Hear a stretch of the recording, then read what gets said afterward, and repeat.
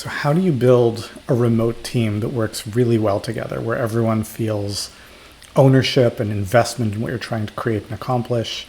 So I'll share my story about how I came.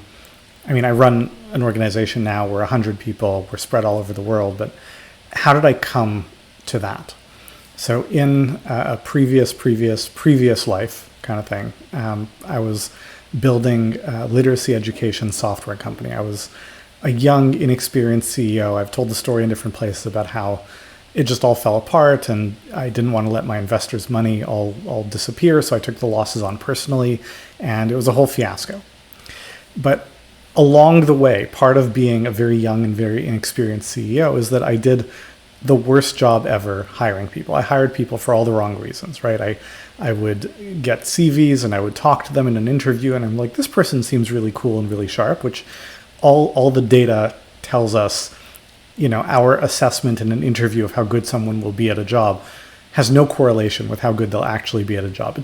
It's fairly well correlated with how well you'll get along with them as a friend, or how much you'd enjoy like having a drink with them or something. But that's what our brains evolved to be able to do. Size up, will this person be my friend? Not will this person be good in this role in my organization. So, I hired from interviews, I hired people I liked, I did all the things that you shouldn't do.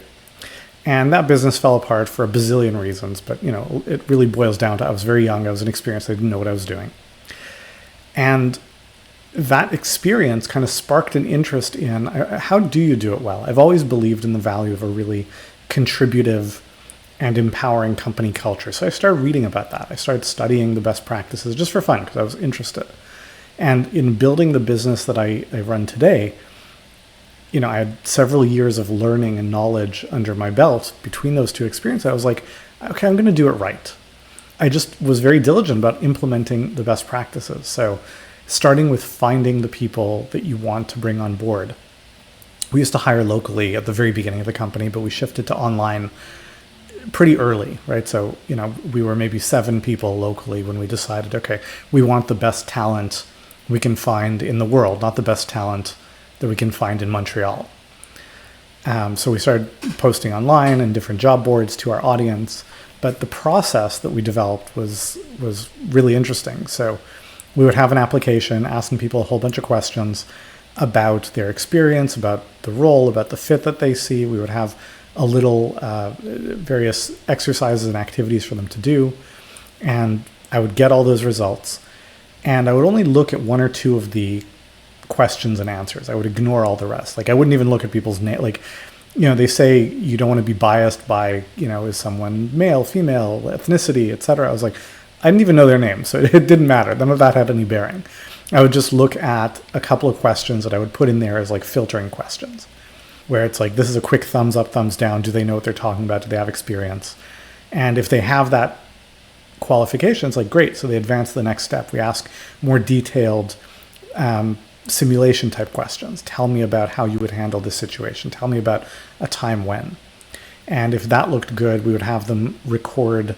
The exercise would be different depending on the role, but an example might be we would have them record a video introducing themselves to us and telling us how they would approach a particular problem, which gives us a sense of how they would approach the problem, obviously, but also gives us a sense of their relative comfort with technology, which is important for a remote, distributed, technology-oriented company.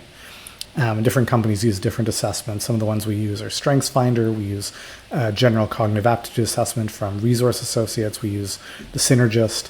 And we'd get that whole package and we'd decide, okay, who advances to an interview? And I would only actually talk to them at the very end.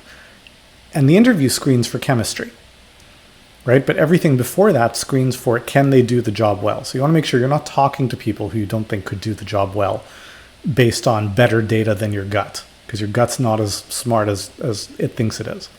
So the first step is finding the right people and then bringing them on board. You want to have the rhythms in place for people to interact well and support each other. And that comes down to codified and articulated values as an organization. It comes down to rhythms and touch points. So, we still today have a weekly all hands meeting. We use a system called 15-5 that's like a heartbeat for the organization. Every week everyone gets a few questions to answer and they're randomized, and their manager and I look at the answers and give feedback.